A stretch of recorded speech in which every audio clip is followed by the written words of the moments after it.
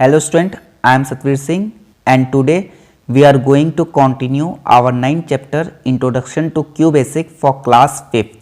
In today's online video lecture, we will cover what is the meaning of commands and how many types of commands are used in QBasic programming language.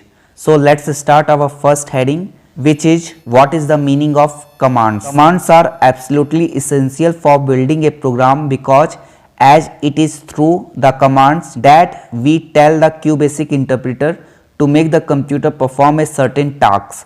यानी कि अगर हम QBasic language में किसी भी task को implement करना चाहते हैं ताकि हमारा QBasic का जो इंटरप्रेटर है वो उस इंस्ट्रक्शन को रीड कर सके, तो उसको रीड करने के लिए हमें जो भी इंस्ट्रक्शन को सेंड करना होगा वो कमांड्स के फॉर्म में सेंड करना होगा।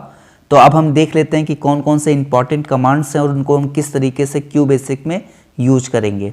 Our first command is print command. The print command tells the QBasic interpreter to print messages, numbers or values stored in a variable etc.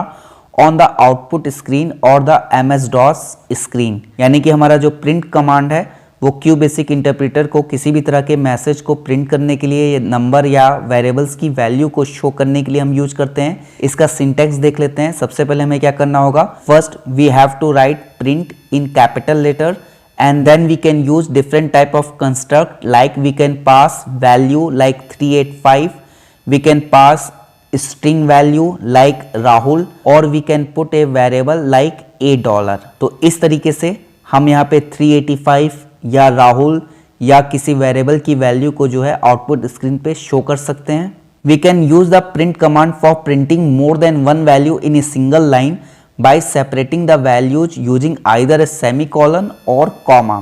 अगर हम एक साथ एक से ज़्यादा वेरिएबल को यूज करना चाहते हैं प्रिंट स्टेटमेंट में, तो हमें क्या करना होगा, एक वेरिएबल को राइट करने के बाद वहाँ पे सेमीकोलन या कॉमा ऑपरेटर को यूज करके हम वहाँ पे नेक्स्ट वैल्यू को भी यूज कर सकते हैं।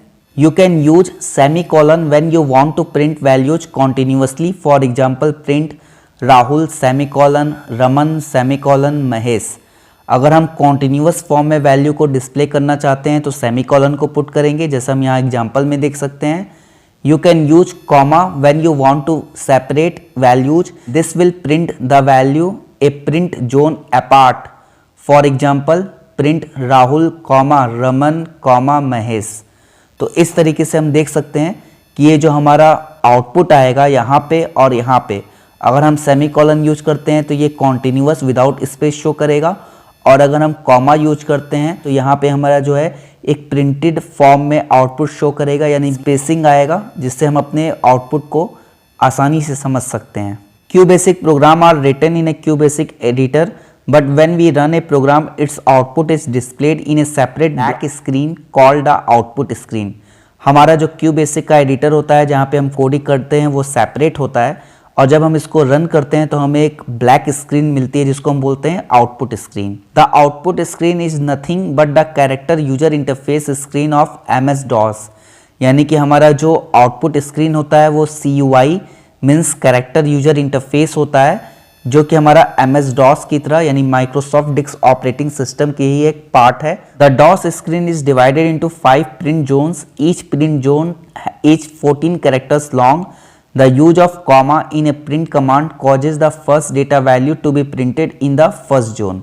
हमारा जो DOS स्क्रीन होता है वो 5 प्रिंट जोन में डिवाइडेड होता है, जिसमें 14 कैरेक्टर्स का रेंज होता है, और जब हम कॉमा यूज करते हैं तो जो कॉमा ऑपरेटर होता है उसमें 14 कैरेक्टर की जो स्पेसिंग आती है, जो कि हम यहाँ पे एग्जाम्पल में देख सकते हैं, ये जो गैपिंग आ रही है ये 14 कैरेक्टर्स की जो है स्पेसिंग शो करेगा। Next command CLS command. The CLS command tells the interpreter to clear the output screen. You generally put this command at the beginning of your program so that when the program is executed and before the output is displayed the output screen gets cleared. हमारा CLS command क्या होता है, interpreter को ये message देता है कि हमारी जो आउटपुट स्क्रीन है उसको क्लीन करना है। हम अपने प्रोग्रामिंग इंटरफेस में सबसे पहले CLS इंस्ट्रक्शन को राइट करते हैं, जिससे कि हमारा ओल्ड जो स्क्रीन है यानी ओल्ड जो आउटपुट है उस पर जो भी कंटेंट राइट हैं वो क्लीन हो जाएं। इसके लिए हम सबसे ऊपर प्रोग्रामिंग इंटरफेस में CLS कमांड को यूज करते हैं। Next command let command. The let command is used to assign a value to a variable. अगर हम किसी वेरिएबल में वैल्यू को असाइन करना चाहते हैं तो उसके लिए हम लेट कमांड का यूज करेंगे। Like let a equal to 5 assign 5 to a variable a। अगर हम a वेरिएबल में 5 वैल्यू को असाइन करना चाहते हैं तो सबसे पहले हम लिखेंगे लेट मीन्स कमांड का नाम, फिर वेरिएबल का नाम, फिर इक्वल ऑपरेटर और उसके बाद 5। सेम ऐसे ही हम यहाँ पे यूज कर सकते हैं let name dollar equal to Raman. तो इस तरह से हमारा जो नेम वेरिएबल है उसमें रमन स्टोर हो जाएगा। Let a equal to 32 plus 17। तो इस तरीके से इसका जो रिजल्ट आएगा 49 वो हमारे a वेरिएबल में स्टोर हो जाएगा। Next input command. The input command is used to prompt the user to enter a value during the execution of a programme.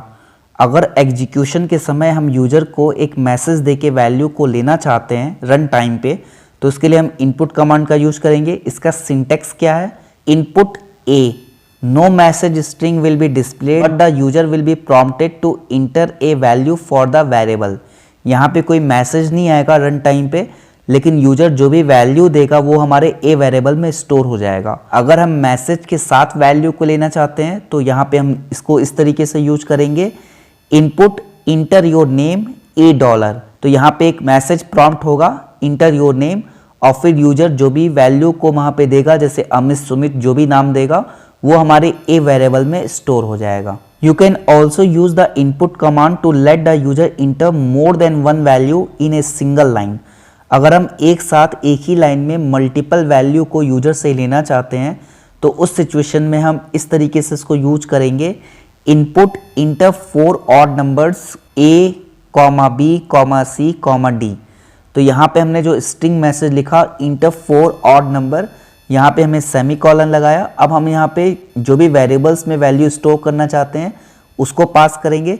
तो इस तरीके से हम a, b, c, d 4 variables में 4 डिफरेंट टाइप की वैल्यू को रन टाइम पे ले सकते हैं और ये हमने एक सिंगल स्टेटमेंट में इसको यूज किया है।